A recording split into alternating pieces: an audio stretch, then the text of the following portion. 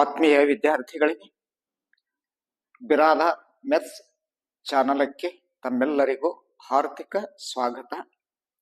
ಈಗಾಗಲೇ SSLCಯ model question paper ನಾವು ಬಿಡಿಸ್ತಾ ಇದ್ದು ಕ್ವಶನ್ ನಂಬರ್ 1 ಮತ್ತು ಕ್ವಶನ್ ನಂಬರ್ 2 ಈಗಾಗಲೇ ಮೊದಲಿನ ಒಂದು ವಿಡಿಯೋದಲ್ಲಿ ತಮಗೆ ಅವುಗಳನ್ನು ಬಿಡಿಸಿಕೊಡಲಾಗಿದೆ.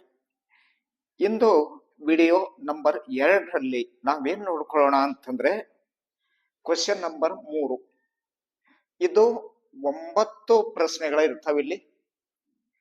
ಒಂದು ಪ್ರಶ್ನೆ 2 ಅಂಕದ ಪ್ರಶ್ನೆ, ಅಂದ್ರೆ ಟೋಟಲ್ ಒಟ್ಟು ಅಂಕಗಳು ತಮಗೆ 18. ಕ್ವಶನ್ ನಂಬರ್ 3 2 ಅಂಕದ ಪ್ರಶ್ನೆಗಳು 9 ಇರುತ್ತವೆ, ಅಂದ್ರೆ ಅಂಕಗಳು 18 ಅಂತ ಆಯ್ತು. Solve the following questions. Question number 3 ಏನೇ ಹೆಡ್ಡಿಂಗ್ ಇರುತ್ತೆ ಅಂದ್ರೆ ಸಾಲ್ವ್ ದ ಫಾಲೋವಿಂಗ್ ಕ್ವಶನ್ಸ್, ಕೆಳಗೆ ಕೊಟ್ಟಿರತಕ್ಕಂತ ಪ್ರಶ್ನೆಗಳಿಗೆ ಉತ್ತರಿಸಿ. So is the number of 17. 17ನೇದ್ದು ಏನು? Find the HCF of 26 and 91. HCF, highest common factor. That is question change to the find the LCM. ನಾವಿಲ್ಲಿ HCF ಕೊಟ್ಟಿದ್ದಾರೆ, ಅದನ್ನ ಬಿಡಿಸೋಣ. ಬಟ್ ಅವರು ಅದನ್ನ ಬದಲು ಮಾಡಬಹುದಲ್ಲ, ಅದು LCM ಅನ್ನು ಅವರು ಕೇಳಬಹುದು. ಎರಡೂ ಗೊತ್ತಿರಬೇಕು ನಿಮಗ. Find the HCF, highest common factor MSA. ಎಷ್ಟು ಪದಗಳು ಕೊಟ್ಟಿದ್ದಿಲ್ಲಿ ಅಂತಂದ್ರೆ 26 and 91. ಕೊಟ್ಟಿರ್ತಕ್ಕಂತ ನಂಬರ್ ಎಷ್ಟು ಅಂತಂದ್ರೆ 26 ಮತ್ತು 91. ಯಾವ ರೀತಿಯಾಗಿ ಬಿಡಿಸ್ಬೇಕು ಅಂತ ಹೇಳ್ತಾರ ಅವರು ಅಂತಂದ್ರೆ ಪ್ರೈಮ್ ಫ್ಯಾಕ್ಟರ್ ಅಂತ ಬಂತು. ಪ್ರೈಮ್ ಅವಿಭಾಜ್ಯ ಅಪವರ್ತನಗಳ ವಿಧಾನದಿಂದ, prime factorisation method. Yes, once again find the HCF, MSAವನ್ನ ಕಂಡು ಹಿಡಿಯಿರಿ. ಆಫ್ 26 and 91, 26 ಮತ್ತು 91 ಬೈ ಪ್ರೈಮ್ ಫ್ಯಾಕ್ಟರ್ ಮೆಥಡ್, ಅವಿಭಾಜ್ಯ ಅಪವರ್ತನ ವಿಧಾನ ಅಂತ ಏನಿದೆ ಅದನ್ನ ಉಪಯೋಗಿಸಿ ನಾವು MSAವನ್ನ ಕಂಡು ಹಿಡಿಬೇಕು. ಇಲ್ಲಿ 26 ಅಂತ ತೆಗೆದುಕೊಂಡಿವಿ ಅಂತಂದ್ರೆ 2 1 2 2 3 13 ಅವಿಭಾಜ್ಯ ಅಪವರ್ತನ ಇದೆ, 13 1. So is the 26 2 into 13 into 1. 26ರ ಅವಿಭಾಜ್ಯ ಅಪವರ್ತನಗಳು 2, 13 ಮತ್ತು 1. ಇನ್ನೂ ಒಂದು ಪದ ಇದೆ ನಿಮ್ಗೆ ಇಲ್ಲಿ 91 ಅಂತ ಕೊಟ್ಟಿದ್ದಾರೆ. 91 ಅಂತಂದ್ರೆ ಇವಾಗ ನಾವಿಲ್ಲಿ ಈ 91ನ್ನ ಎದರಿಂದ ಭಾಗಿಸಲಿಕ್ಕೆ ಸಾಧ್ಯ? 7ರಿಂದ ತೆಗೆದುಕೊಳ್ಳೋಣ. 7 1 7, 2 ಉಳಿತಲ್ಲ, 9ರಲ್ಲಿ 7 ಕಳೆದ್ರೆ 2, 21 ಆಗುತ್ತೆ. 7 3 13 1 1. ಹಾಗಾದ್ರೆ 91 ತೆಗೆದುಕೊಂಡಾಗ 7 into 13 into 1, 2 into 13 into 1, 26ರ ವರ್ಗಮೂಲ, 26ರ ಅವಿಭಾಜ್ಯ ಅಪವರ್ತನಗಳು. ಅದೇ ರೀತಿಯಾಗಿ 91 ತೆಗೆದುಕೊಂಡಾಗ 91ರ ನಾವೇನಂತ ಕರಿತೀವಿ ಅಂದ್ರ ಅವಿಭಾಜ್ಯ ಅಪವರ್ತನಗಳು ಅಂತ. ಹಾಗಾದ್ರೆ ಇಲ್ಲಿ 13 2 1 7 13 1 2ರಲ್ಲಿ ಇರುವಂತ ಸಾಮಾನ್ಯ ಪದವನ್ನ ಆಯ್ಕೆ ಮಾಡಬೇಕು, ಅದು MSA ಆಗುತ್ತೆ. 26 91ರ MSA ಎಷ್ಟು ಅಂತಂದ್ರೆ HCF.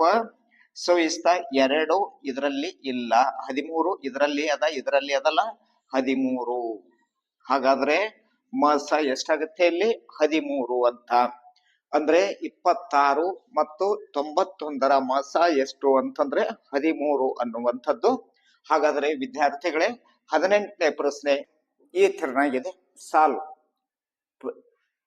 ಬಿಡಿಸುವಂತ.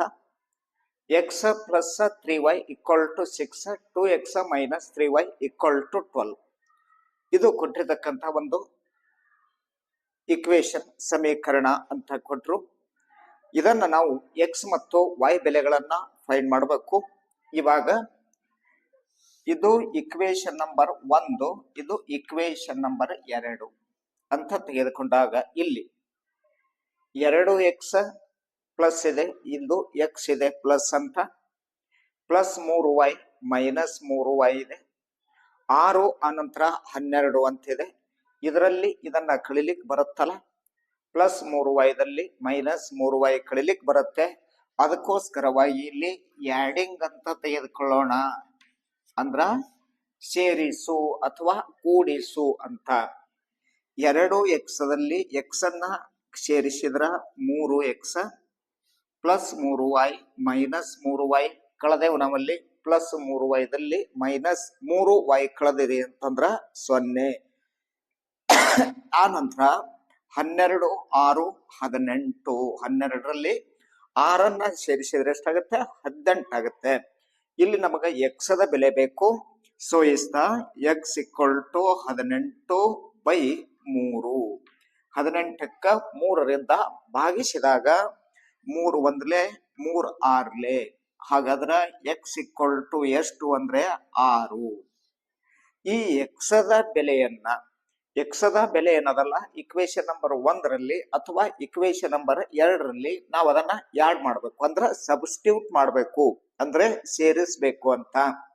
x equal to 6 substitute of equation number 1. 1ರಲ್ಲಿ ನಾವೇನ್ ಮಾಡ್ದೇವು ಅಂದಂಗಾಯ್ತು, ಸಬ್ಸ್ಟಿಟ್ಯೂಟ್ ಮಾಡ್ದೇವು ನಾವು. ಹಾಗಾದ್ರೆ equation number 1 x plus 3y equal to 6 ಅಂತ. ಇಕ್ವೇಶನ್ ನಂಬರ್ 1ರಲ್ಲಿ x ದ ಬೆಲೆಯನ್ನ ಹಾಕ್ಬೇಕು ಅಂತ ಹೇಳಿರಿ, 6 ತುಂಬಬೇಕು ಅಂತ. ಹಾಗಾದ್ರೆ x equal to 6 plus 3y equal to 6, 3y equal to 6 plus 6 transfer ಮಾಡಬೇಕು, ಮೈನಸ್ 6 ಆಗುತ್ತೆ. 3y ಈಕ್ವಲ್ ಟು 6ರಲ್ಲಿ 6 ಕಳೆದ್ರ 0 ಅಂತ. ಹಾಗಾದ್ರೆ ಇಲ್ಲಿ 3y ಈಕ್ವಲ್ ಟು 0 ಬಂತು, y ಈಕ್ವಲ್ ಟು 0/3, 3ರಿಂದ ಭಾಗಿಸ್ಬೇಕು. y ಈಕ್ವಲ್ ಟು 0/3 ಅಂದ್ರ 0 ಅಂತ. ವಿದ್ಯಾರ್ಥಿಗಳೇ, 2 ಉತ್ತರಗಳು ನಮ್ಗೆ ಈಗಾಗಲೇ ದೊರೆತು. ಮೊದಲನೇದಾಗಿ x equal to 6 and y equal to 0. ಈ 2 x ಮತ್ತು y ದ ಬೆಲೆಗಳೇನದಾವಲ್ಲ 6 ಮತ್ತು 0 ಅನ್ನುವಂಥದ್ದು ಕೊಟ್ಟಿರತಕ್ಕಂತ ಸಮೀಕರಣದ ಉತ್ತರಗಳು ಅಂತ. 19ನೇ ಪ್ರಶ್ನೆ, ಫೈಂಡ್ ದ ರೂಟ್ಸ್, ಮೂಲಗಳು ಆಫ್ ದ ಕ್ವಾಡ್ರಾಟಿಕ್ ಈಕ್ವೇಶನ್ಸ್. ಕೊಟ್ಟಿರುವ ವರ್ಗ ಸಮೀಕರಣದ ಮೂಲಗಳನ್ನ ಕಂಡು ಹಿಡಿಯಿರಿ ಅನ್ನುವಂತ ಪ್ರಶ್ನೆ. ಕೊಟ್ಟಿರ್ತಕ್ಕಂಥ ಇಕ್ವೇಶನ್ಸ್ ಏನಿದೆ, x² minus 5x equal to 6 ಅಂತ. So is the x² minus 5x, 6 ಇದೆ, ಟ್ರಾನ್ಸ್ಫರ್ ತಗೋಬೇಕು. ಹಾಗಾದ್ರೆ ಮೈನಸ್ 6 ಈಕ್ವಲ್ ಟು 0. ಇಷ್ಟು ನಿಮ್ಗೆ ಇಕ್ವೇಶನ್ಸ್ ಅಥವಾ ಕ್ವಾಡ್ರಾಟಿಕ್ ಇಕ್ವೇಶನ್ಸ್ ರೆಡಿ ಆಗುತ್ತೆ. ಆದ ನಂತರ ಈ ಒಂದು ಪ್ರಾಬ್ಲಮ್ ಅನ್ನ ಅವರು ಬರೇ ಫೈಂಡ್ ದ ರೂಟ್ಸ್ ಅಂತ ಹೇಳಿದ್ದಾರೆ. ಅಲ್ಲಿ use the find the formula or prime factorisation method ಹೀಗೇನು ಇಲ್ಲ, ಅಲ್ಲಿ ಕೊಟ್ಟಿಲ್ಲ ಅಂದ್ರ ನಿಮ್ಗ ಯಾವ್ದು ಅನುಕೂಲ ಆಗುತ್ತೆ ಆ ನಿಟ್ಟಿನಲ್ಲಿ ಈ ಪ್ರಶ್ನೆಯನ್ನ ನೀವು ಬಿಡಿಸಬಹುದು. ಹಾಗಾದ್ರೆ -6 ಇಲ್ಲಿ 1 ಇದೆ, -6 ಒಂದನ್ನ ಗುಣಿಸ್ಕೊಳ್ಳೋಣ, -6. ಮಧ್ಯದ ಪದ -5. ಇಲ್ಲಿ 6ನ ಅಪವರ್ತನಗಳನ್ನ ಗುರುತಿಸ್ಬೇಕು ನಾವಿವಾಗ. 6 ಇಂಟು 1, 6 1 6 ಆಗುತ್ತೆ, 3 ಇಂಟು 2 ಅಂತ ತೆಗೆದುಕೊಳ್ಳೋಣ, 3 2 6 ಆಗುತ್ತೆ. ಇಲ್ಲಿ ನಮಗೆ 2 ಅವಕಾಶಗಳು ಏನು ಅಂತಂದ್ರೆ ಕೂಡಿಸಲಿ ಅಥವಾ ಕಳೆಯಲಿ -5 ಬರಬೇಕು. ಅದೇ 2 ಸಂಖ್ಯೆಗಳನ್ನ ನಾವು ಗುಣಿಸ್ತೇವೆ ಅಂದ್ರ -6 ಬರಬೇಕು. ಹಾಗಾದ್ರೆ ಇದು -3 - 2 ತಗೊಳ್ಳೋಣ. ಚೆಕ್ ಮಾಡೋಣ. -3 -2 -3 ಪ್ಲಸ್ -2 -5 ಆಗುತ್ತೆ. ಬಟ್ ಗುಣಿಸ್ಕೊಂಡಾಗ ಮೈನಸ್ ಮೈನಸ್ ಪ್ಲಸ್ ಆಗುತ್ತೆ. ಇಲ್ಲಿ ಕೊಟ್ಟಿದ್ದು ಮೈನಸ್ ಇದೆ, ಹಾಗಾದ್ರ ಇದನ್ನ ನಮಗ ಬರಲ್ಲ ಅಂತ ಅರ್ಥ ಆಯ್ತು. ನೆಕ್ಸ್ಟ್ -6 ಪ್ಲಸ್ 1 ತೆಗೆದುಕೊಳ್ಳೋಣ. -6ರಲ್ಲಿ ಪ್ಲಸ್ 1 ಕಳೆದ್ರ -5 ಮೈನಸ್ ಇಂಟು ಪ್ಲಸ್ ಮೈನಸ್ 6 1 6 ಅಂತ ಆಯ್ತು. ಈ ಎರಡು ಪದಗಳು ಮಧ್ಯದ ಪದ ಏನಿದೆ ಅದರಲ್ಲಿ ಅದನ್ನ ತೆಗೆದುಕೊಳ್ಬೇಕು. x² minus 6x plus 1x minus 6 0. ಇದು ಒಂದು ಗುಂಪ, ಇದು ಒಂದು ಗುಂಪ, ಅಂದ್ರೆ ಎರಡು ಪದಗಳ ಒಂದು ಗುಂಪನ್ನಾಗಿ ಮಾಡ್ಕೋಬೇಕು. ಎಕ್ಸ್ ಸಾಮಾನ್ಯ ಅಪವರ್ತನವಾಗುತ್ತೆ. ಇಲ್ಲಿ ಎಕ್ಸ್ ಸಾಮಾನ್ಯ ಅಪವರ್ತನ ತೆಗೆದೇವು ಅಂದ್ರ ಎಕ್ಸ್ ಉಳಿಯಿತು, ಮೈನಸ್ ಎಕ್ಸ್ ಕಾಮನ್ ಫ್ಯಾಕ್ಟರ್ ತಗೊಂಡಿದೀವಿ ಅಂದ್ರ 6 ಆಯ್ತು. ಎಕ್ಸ್ ಮೈನಸ್ 6 ಎಕ್ಸ್ 1x ಬರಬೇಕು ಅಂದ್ರೆ so is the multiply of 1.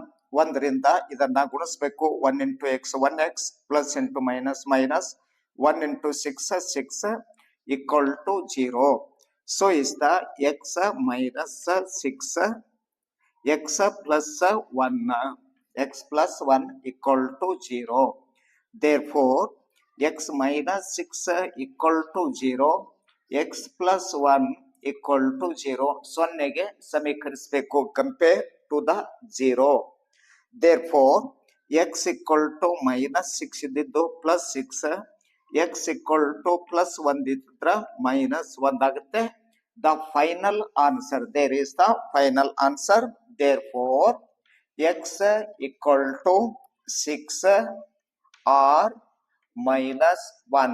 So is the answer of given quadratic equations. ಕೊಟ್ಟಿರುವ ವರ್ಗ ಸಮೀಕರಣದ ಉತ್ತರ ಎಷ್ಟು ಅಂದ್ರೆ x ದ ಬೆಲೆ 6 ಅಥವಾ ಮೈನಸ್ 1. ವಿದ್ಯಾರ್ಥಿಗಳೇ ಏನಿದೆ ಅಂತಂದ್ರೆ ಫೈಂಡ್ ದ ಡಿಸ್ಕ್ರಿಮಿನೆಂಟ್. ಡಿಸ್ಕ್ರಿಮಿನೆಂಟ್ ಅಂತ ಬರುತ್ತೆ ನೋಡಿ ಇಲ್ಲಿ. ಡಿಸ್ಕ್ರಿಮಿನೆಂಟ್ ಶೋಧಕ. And nature of roots. Nature of roots ಮೂಲಗಳ ಸ್ವಭಾವ. Nature of roots it means ಮೂಲಗಳ ಸ್ವಭಾವ. The equation of 2x² minus 5x plus 3 the ಕೊಟ್ಟಿರತಕ್ಕಂಥ equations. So is therefore equation of 2x² minus 5x plus 3 equal to 0. There is a equal to 2, b equal to minus 5, c equal to 3. First you find the discriminant. Discriminant delta equal to b square minus 4ac. So is the delta equal to b square minus 4ac. ಶೋಧಕ ಕಂಡುಹಿಡಿತಕ್ಕಂತ ಸೂತ್ರ ಏನು ಅಂದ್ರೆ b² minus 4ac ಅನ್ನ ತಗೋಬೇಕು. ಇಲ್ಲಿ b the ಬೆಲೆ ಎಷ್ಟು ಅಂತಂದ್ರೆ minus 5 square, 4a 2 c 3. ಹಾಗಾದ್ರೆ ಮೈನಸ್ 5 ಇಂಟು ಮೈನಸ್ 5 ಪ್ಲಸ್ 25, 4 2 8, 8 3 24. 25ರಲ್ಲಿ 24ನ್ನ ನಾವೇನ್ ಮಾಡಬೇಕು, ಕಳಿಬೇಕು 1. So is the delta equal to 1 ಬಂತು. ರೂಲ್ ಏನಿದೆ, there is delta equal to 0 1 ಇದೆ, ಡೆಲ್ಟಾ ಗ್ರೇಟರ್ ದೆನ್ 1 ಇದೆ, ಡೆಲ್ಟಾ ಲೆಸ್ ದೆನ್ 1 ಇದೆ. ಇವು ಮೂರು ನಮಗ್ ಗೊತ್ತಿರಬೇಕು. 3ರಲ್ಲಿ ಒಂದು ಪ್ರಶ್ನೆ ತಮಗ ಬರುತ್ತೆ. ಡೆಲ್ಟಾ ಈಕ್ವಲ್ ಟು 0 ಬಂತು ಅಂದ್ರೆ ಮೂಲಗಳು ವಾಸ್ತವ ಸಂಖ್ಯೆಗಳಾಗಿದ್ದು ಸಮ ಇರ್ತಾವ. ಮೂಲಗಳು ವಾಸ್ತವ ಸಂಖ್ಯೆಗಳಾಗಿದ್ದು ಆ ಎರಡು ಉತ್ತರಗಳು ಈಕ್ವಲ್ ಇರುತ್ತೆ, ಸಮ ಇರುತ್ತೆ. So is the delta equal to 0, the roots are natural numbers but the roots are equal. ಆ ಎರಡು ಉತ್ತರಗಳು ಸ್ವಾಭಾವಿಕ ಸಂಖ್ಯೆಗಳಾಗಿದ್ದು ಅಥವಾ ವಾಸ್ತವ ಸಂಖ್ಯೆಗಳ ಆಗಿದ್ದು ರಿಯಲ್ ರೂಟ್ಸ್ ಆಫ್ ನಂಬರ್ ಆಗಿದ್ದು ಅವೆರಡು ಉತ್ತರಗಳು ಸಮ ಇರ್ತಾವ. ಡೆಲ್ಟಾ ಗ್ರೇಟರ್ ದೆನ್ 0 ಅಂತ ಒಂದು ಬಂತು. ಡೆಲ್ಟಾ ಗ್ರೇಟರ್ ದೆನ್ 0 ಅಂತ ಬರುತ್ತೆ. ಅಂದ್ರ 0ಕ್ಕಿಂತ 1, 0ಕ್ಕಿಂತ ಹೆಚ್ಚು ಅಂತ. ಇಟ್ ಮೀನ್ಸ್ 1 2 3 4 5 ಈ ರೀತಿಯಾಗಿ ಉತ್ತರ ಬರ್ತಾವಲ್ಲ, ಅದಕ್ಕ ಡೆಲ್ಟಾ ಗ್ರೇಟರ್ ದೆನ್ 0 ಅಂತ ಹೇಳ್ತೀವಿ. The roots are real numbers, ವಾಸ್ತವ ಸಂಖ್ಯೆಗಳು ಅಥವಾ ಸ್ವಾಭಾವಿಕ ಸಂಖ್ಯೆಗಳು. ಬಟ್ ಆ ಎರಡು ಉತ್ತರಗಳೇನದಾವಲ್ಲ, ದ ರೂಟ್ಸ್ ಆರ್ ಡಿಸ್ಟಿಂಕ್ಟ್ ಅಂತ ಹೇಳ್ತೀವಿ. ಹಂಗಾದ್ರೆ ಆ ಎರಡು ಉತ್ತರಗಳು ಬೇರೆ ಬೇರೆ ಆಗಿರ್ತಾವ, ಎರಡು ಒಂದೇ ಇರಲ್ಲ. ಡೆಲ್ಟಾ ಈಕ್ವಲ್ ಟು 0 ಇದ್ದಾಗ ಒಂದೇ ಇರ್ತಾವ. ಡೆಲ್ಟಾ ಗ್ರೇಟರ್ ದೆನ್ 0 ಆದಾಗ ವಾಸ್ತವ ಸಂಖ್ಯೆಗಳಾಗಿರ್ತಾವ, ಬಟ್ ಆ ಎರಡು ಉತ್ತರಗಳು ಡಿಸ್ಟಿಂಕ್ಟ್ ಆಗಿರ್ತಾವ, ಅಂದ್ರೆ ಬೇರೆ ಬೇರೆ ಇರ್ತಾವ ಅವು. ನೆಕ್ಸ್ಟ್ ಡೆಲ್ಟಾ ಲೆಸ್ ದೆನ್ 0 ಅಂತ ಬಂತು, 0ಕ್ಕಿಂತ ಕಡಿಮೆ ಬರುತ್ತೆ. ಇಲ್ಲಿ ಡೆಲ್ಟಾದ ಬೆಲೆ 0ಕ್ಕಿಂತ ಕಡಿಮೆ ಬರುತ್ತೆ, ಅಂದ್ರೆ -1 -2 -3 ಈ ರೀತಿಯಾಗಿ ಮೈನಸ್ ಸಿಸ್ಟಮ್ಸ್ ಅಲ್ಲಿ ಏನು ಆನ್ಸರ್ ಬರುತ್ತಲ್ಲ, ಅದಕ್ಕೆ ನಾವೇನಂತ ಕರಿತೀವಿ, ಡೆಲ್ಟಾ ಲೆಸ್ ದೆನ್ 0 ಅಂತ ಹೇಳ್ತೀವಿ. ಆ ಸಂದರ್ಭದಲ್ಲಿ ಇಮ್ಯಾಜಿನರಿ ರೂಟ್ಸ್ ಅಂತ ಕರಿತೀವಿ, ಊಹಾ ಸಂಖ್ಯೆಗಳು ಅಥವಾ ಕಲ್ಪಿತ ಸಂಖ್ಯೆಗಳು ಅಂತ ಕರಿತೀವಿ. ಈಗ ನಮಗಿದ್ದಿದ್ದು ಯಾವುದು ಅಂತಂದ್ರೆ ಇದು ಬರುತ್ತೆ, delta greater than 0. So is the questions of and nature of roots. Nature of roots, it means there is delta greater than 0. So is the answer of 1. Answer ಎಷ್ಟಿದೆ ಅಂತಂದ್ರೆ 1 ಅದ. ಹಾಗಾದ್ರೆ delta greater than 0. So is the answer of right it. The roots are real number and distinct. ಎರಡು ಉತ್ತರಗಳು ವಾಸ್ತವ ಸಂಖ್ಯೆಗಳು, but ಆ ಎರಡು ಉತ್ತರಗಳು ಏನಾಗಿರ್ತಾವ, ಪ್ರತ್ಯೇಕವಾಗಿವೆ, ಬೇರೆ ಬೇರೆ ಆಗಿವೆ ಅನ್ನುವಂಥದ್ದು. Yes is the clear. 3, -1, -3 are in arithmetic progression, ಸಮಾಂತರ ಶ್ರೇಣಿಯಲ್ಲಿ ಇವೆ. ಫೈಂಡ್ A20, 20ನೇ ಪದವನ್ನ ಕಂಡು ಹಿಡಿಯಬೇಕು. So is the given 3 -1 -3 A is 3, D -1 minus, so is the 3, therefore -1 minus plus -3 is -4. D the ಬೆಲೆ ಎಷ್ಟು ಬಂತು ಅಂದ್ರೆ -4 ಬಂತು. ಇವಾಗ ಇಲ್ಲಿ ನಿಮಗ A20 ಅಂತ ಕೊಟ್ಟಿದ್ದಾರೆ, 20ನೇ ಪದವನ್ನ ಕಂಡುಹಿಡಿಬೇಕು.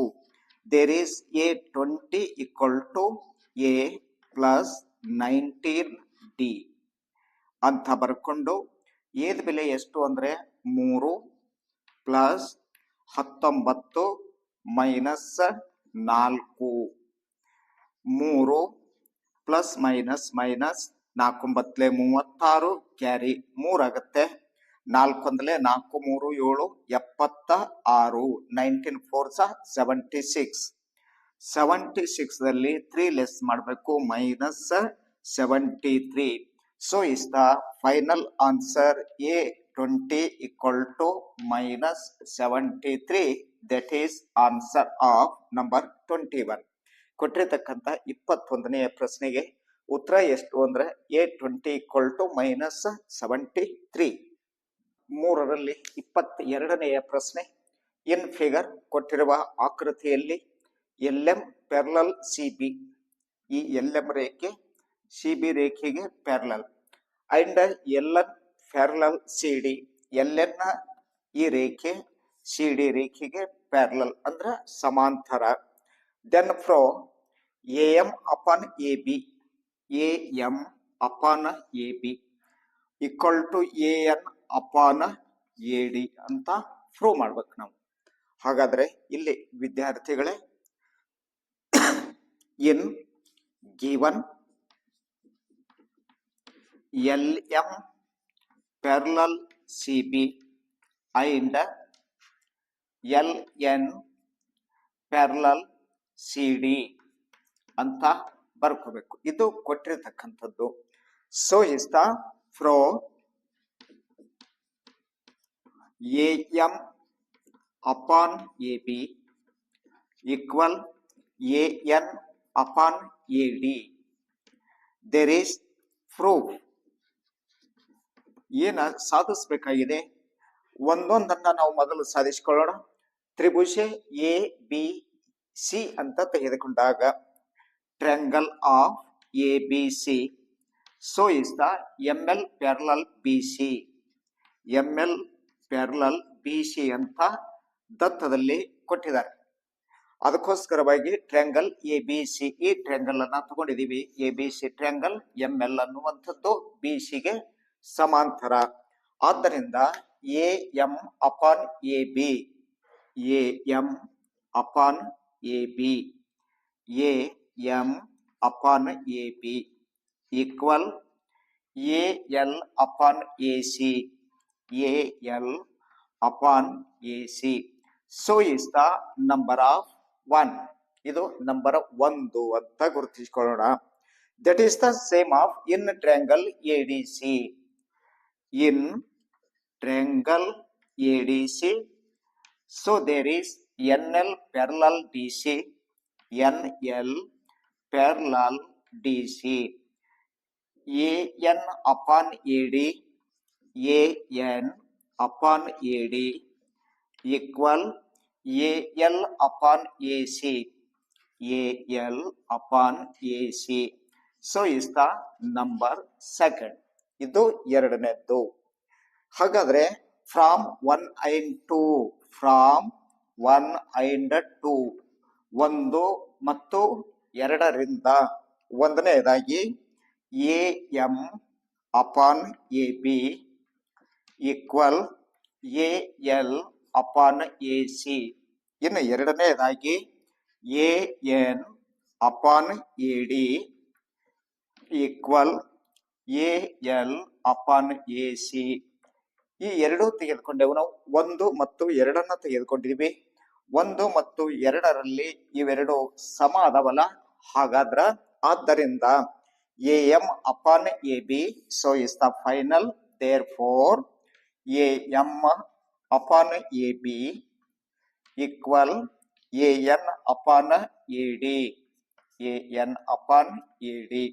So is the given questions AM upon AB equal to AN upon AD. There is ಸಾಧಿಸಿದೆ ಆರ್ hence fraud ಅಂದ್ರ ಆ ಉತ್ತರವನ್ನ ಸಾಧಿಸಿದೆ ಅಂತ. 23ನೆಯ ಪ್ರಶ್ನೆ, ಫೈಂಡ್ ದ ಡಿಸ್ಟನ್ಸ್, ದೂರ. ಫೈಂಡ್ ದ ಡಿಸ್ಟನ್ಸ್ ಅಂದ್ರೆ ದೂರವನ್ನ ಕಂಡು ಹಿಡಿಯಿರಿ ಅಂತ. ದ ಕೋಆರ್ಡಿನೇಟ್ಸ್, ನಿರ್ದೇಶಾಂಕ ರೇಖಾಗಣಿತ. ಪಾಯಿಂಟ್ಸ್ ಆಫ್ 2, 3 ಇಲ್ಲಿ ಕೊಟ್ಟಿದ್ದಾರೆ. 2, -3, 10, 3 ಅಂತ ಕೊಟ್ಟಿದ್ದಾರೆ. ಆ ಪದಗಳ ಏನ್ ಕಂಡುಹಿಡಿಬೇಕು ನಾವು ಅಂತಂದ್ರೆ ದೂರವನ್ನ ಕಂಡುಹಿಡಿಬೇಕು. ಕೋಆರ್ಡಿನೇಟ್ಸ್ ಜಾಮೆಟ್ರಿಯಲ್ಲಿ ದೂರವನ್ನ ಕಂಡುಹಿಡಿಬೇಕು ಅಂತಂದ್ರೆ D equal to root of x2 minus x1 whole square plus y2 minus y1 whole square ತಗೋಬೇಕು. ಕೊಟ್ಟಿರ್ತಕ್ಕಂಥ coordinates 2, -3 and 10, 3. So is x1 y1 x2 y2 ಅಂತ ಬರ್ಕೋಬೇಕು. D equal to x2 the value of 10, so is the 10 minus x1 is 2 square plus y2 3 minus y1, so is the minus plus 3 square.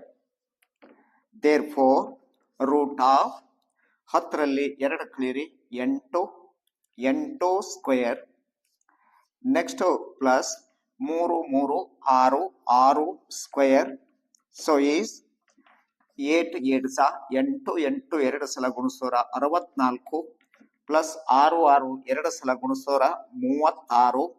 So there is root of 4 6 10 carry 1 6 4 6 plus 3 9 plus 1 10 100. 64ರಲ್ಲಿ 36ನ್ನ ಸೇರಿಸಿದ್ರ 100 ಅಂತ ಆಗತ್ತೆ. Therefore root of 100 equal to ಅಂತ ಬಂದಿದೆ. Root of 100 ಅಂತಿದೆ. 100ದ ವರ್ಗಮೂಲವನ್ನು ನಾವು ತೆಗೆದುಕೊಂಡಾಗ 10 ಅಂತ ಬರುತ್ತೆ. So is the distance of 10 units. 10 ಮೂಲಮಾನಗಳು ಅಂತರ ಅಥವಾ ದೂರ ಅನ್ನುವಂಥದ್ದು. ಈ ರೀತಿಯಾಗಿ ಕೋಆರ್ಡಿನೇಟ್ಸ್ ಜಾಮೆಟ್ರಿಯಲ್ಲಿ ದೂರವನ್ನ ಕಂಡು ಹಿಡಿಯಬೇಕು ಅಂತ. ವಿದ್ಯಾರ್ಥಿಗಳೇ, 24ನೆಯ ಪ್ರಶ್ನೆ. Find a quadratic polynomial. ವರ್ಗ ಬಹುಪದೋಕ್ತಿಯನ್ನ ಕಂಡು ಹಿಡಿಯಿರಿ ಅಂತ. Find the sum and product. Sum ಮೊತ್ತ, ಪ್ರಾಡಕ್ಟ್ ಗುಣಲಬ್ಧ.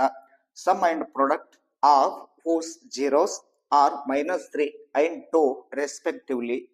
ಸಮ್ ಎಷ್ಟು ಅಂದ್ರೆ 3 ಅಂತ, -3, ಅಂಡ್ ಪ್ರಾಡಕ್ಟ್ ಎಷ್ಟು ಅಂತಂದ್ರೆ 2 ಅಂತ ಕೊಟ್ಟಿದ್ದಾರೆ. ಕ್ವಾಡ್ರಾಟಿಕ್ ಪಾಲಿನಾಮಿಯಲ್ ಅನ್ನ ಕಂಡು ಹಿಡಿಬೇಕು ಅಂತ ಹೇಳಿದ್ದಾರೆ. So is the let alpha and beta. So is the zeros. It means alpha equal to -3, beta equal to 2. Alpha equal to -3, beta equal to 2 ಅಂತ ತಗೊಂಡಿದ್ದೀವಿ. There is sum. So is therefore alpha plus beta equal to -3 plus 2. So is the answer of -1. The answer of -1. And next there is alpha into beta, that is sum, and so is the sum and product. So is the product alpha into beta. Alpha into beta, it means -3 into 2, so is the minus plus minus 6. There is the answer of product is -6. The sum is -1. Therefore, quadratic polynomial, required quadratic polynomial. So is the quadratic polynomial. Quadratic polynomial. There is the, so is x square minus alpha plus beta x plus alpha into beta is the quadratic polynomial. So is therefore final x square minus alpha plus beta is -1 and x plus alpha into beta is the -6. So is the -6. X square minus plus 1 into x plus into minus 6. There is the quadratic polynomial of x square plus x -6. So is the required quadratic polynomial. ಪ್ರಶ್ನೆ number 3ರಲ್ಲಿ 24 ಈಗಾಗಲೇ ಒಂದ್ಸಲ ಬಿಡಿಸಿದೀವಿ. ಇದು R ಅಥವಾ ಅಂತ ಇರುತ್ತೆ, ನಿಮ್ಗೆ options ಇರುತ್ತೆ ಅಲ್ಲಿ. 24ರಲ್ಲಿ ಅದೇ ಈಗ ತಾನೇ ಬಿಡಿಸ್ತೇವಲ್ಲ, ಅದನ್ನ ಬಿಡಿಸಬಹುದು. ಅದು ಬರದೇ ಇದ್ರೆ ಈ ಕ್ವಶನ್ಸ್ ಅನ್ನ ನೀವು ಸಾಲ್ಯೂಷನ್ ಮಾಡಬಹುದು. ಹಾಗಾದ್ರೆ 6 ಕ್ವಶನ್ಸ್ ಏನಿದೆ, ಫೈಂಡ್ ದ ಸಮ್ ಮೊತ್ತ and find the product of zeros of the polynomial. ಕೊಟ್ಟಿರತಕ್ಕಂತ ಸಂಖ್ಯೆ ಏನಿದೆ ಇದರ ಮೊತ್ತ ಮತ್ತು ಇದರ ಗುಣಲಬ್ಧವನ್ನು ಕಂಡು ಹಿಡಿಯಿರಿ ಅಂತ. ಇಲ್ಲಿ